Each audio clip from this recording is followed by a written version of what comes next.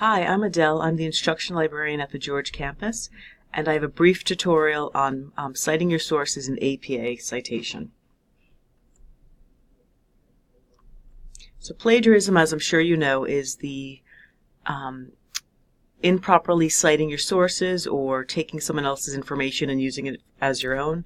So that's a violation of the integrity policy at Del Tech and any other college you would go to. So I'll show you why you have to avoid plagiarism and properly cite your sources. There's two different types of plagiarism. The first one is intentional, when you purposely know that you're plagiarizing or taking someone else's work.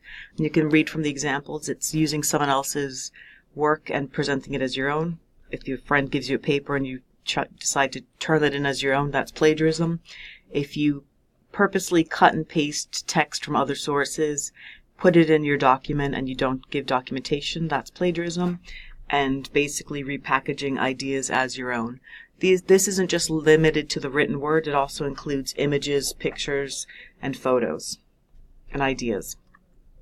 The unintentional plagiarism is when you're just kind of sloppy in your note-taking and you don't credit the sources that you've used. Sometimes it's incomplete documentation or paraphrasing and not being exact in what you've paraphrased and where the source came from. And also, if you overly quote in a paper, that's considered plagiarizing too. You shouldn't just offer whole paragraphs and paragraphs of quotes of someone else's information. You need to kind of paraphrase, put it in your own words, and present the information that way. I have an example here. It's you can read on the left. This is what you read on the left. Take a look at that. And then in your paper, you put what's on the right. It's pretty much word for word what you've read. So is this plagiarism? Take a moment or two to look it over and think for yourself. Is this plagiarism? Yes, because you directly took the information, but even though you didn't quote it, you didn't cite your sources or have it in quotes. So this is plagiarism. Take a look at this example, same one. You read what's on the left.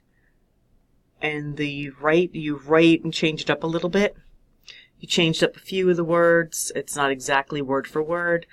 You played with the numbers. Instead of it being 2/3 the diameter, you use 1/6 the size. So is this plagiarism? Yes, even if you paraphrase, you do have to cite your sources. Look at our third example.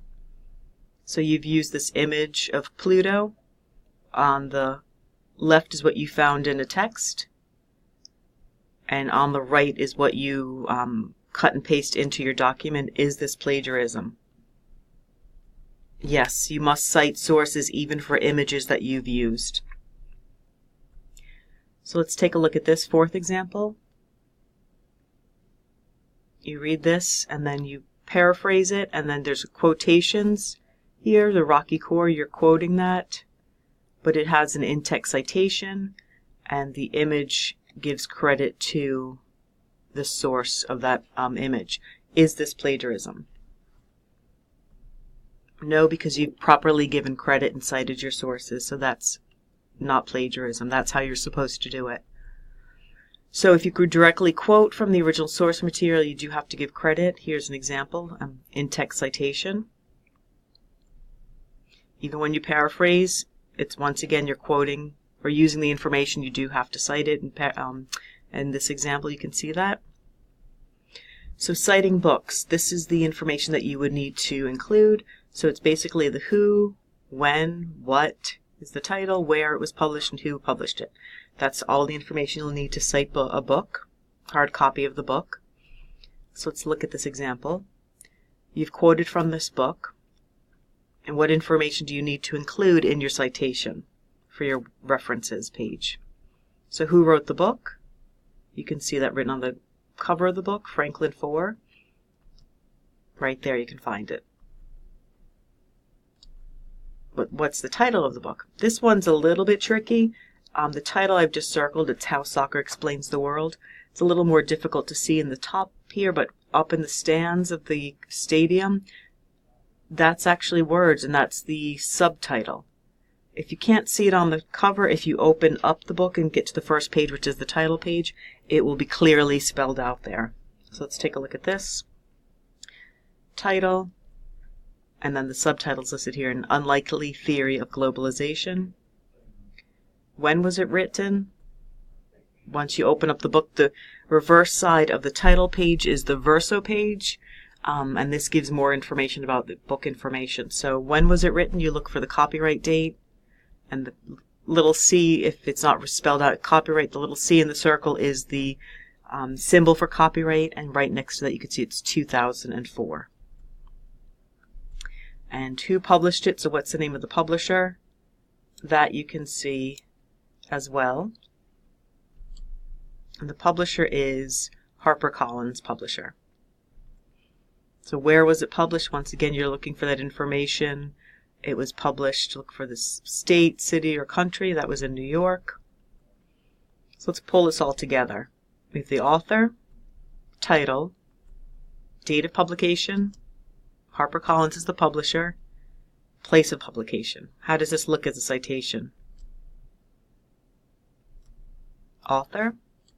And notice it's the last name first. And even though we know for sure his name is Franklin, we do not use that in an APA citation. You just use the first initial. If they go by their first and middle name, you just use initials for that. Notice this tricky little thing. In parentheses would be the date of publication of the book, followed by a period. How Soccer Explains. I'm sure you notice it looks slightly different. Notice it's in italics. So titles for books have to be italicized. And it's lowercase except for the first word and any plural nouns. And then the subtitle is separated by a colon, capitalization of the next word, and all lowercase unless it's a proper noun. So this is how APA kind of trips you up. There's all these little notations that you do have to make, between not using full names for the first name, italicize.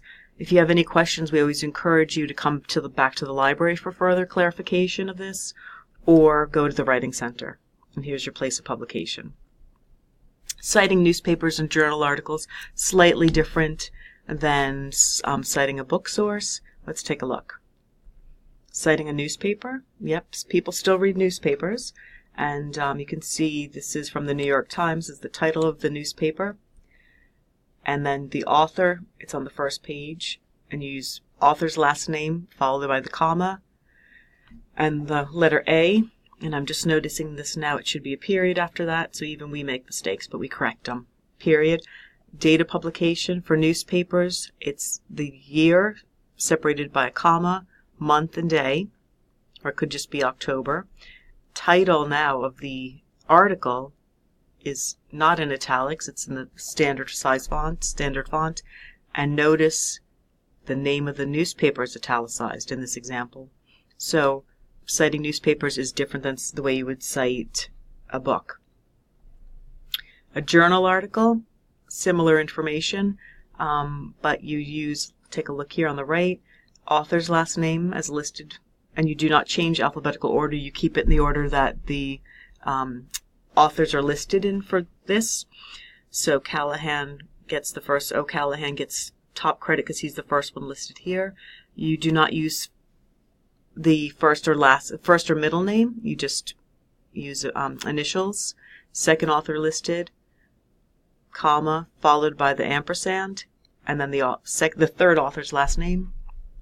Date of publication, the title of the article, narrative analysis, is in standard font. And look again, once again, we trip you up with a third way of doing this for journals. Educational and Child Psychology is the title of the journal, and that's in italics. Followed by a comma, the volume, issue number, and we can help you find that if you have struggled with that, separated by a comma, and then the page numbers, the range of pages, so 87 to 97, the article was listed on. You do not put P for page, you just write it out like that. This is how you cite journal articles.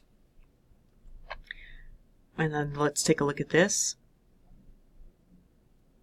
Journal and magazine articles. So once again, author's last name, first initial, the date of publication, the title of the article is written there. The title of the journal is in italics. And then we have volume and page number. So how to cite a web page. If you can find an author on a web page, you've hunted well, because sometimes it's hard to find that. If you have an author, you listed author's last name, first initial, middle initial.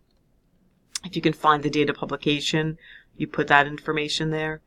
Title of web page or the article, and then retrieved from the URL. So you give the website URL, cut and paste it into this. So if your instructor wanted to find that article or find that web page, they can easily get back to it. If you do not find an author on the web page, you skip the author part and start writing with the title, same information. If you can find the year, month of publication, put that there, and always finish up with the URL to retrieve it at a later date. This is how a single author looks. You can take a look at that for journals. If you have 2 to 7 authors, you list authors. Take a look at the bottom example. It lists multiple authors. We have 1, 2, 3, 4, 5 authors. So it's always last name initials, last name initials. When you get to the end, you separate to the last one has the ampersand, year of publication, title of the article. Notice your capitalization. Title of the journal is in italics, volume, and then page number range. If you have 8 or more, follow this example. And you list the first 8 and then ellipse, and then you follow it up with the last author. So this is, like I said, APA doesn't have to trip you up. You just do have to pay attention and be aware of what you're doing. You do want to come back to the library if you have any other questions, or go to your campus writing center. You can also look for at the Purdue OWL online. So that's Purdue Online Writing Lab is a great resource that librarians use to get the little really tricky ones when you're not quite sure how to cite it. And then you can look to worldcat.org or dianehacker.online. But I do encourage you to do your best, and you can always have your citations checked by a librarian just to make sure that you're on the right page with that. Okay, thank you very much for your time. Bye.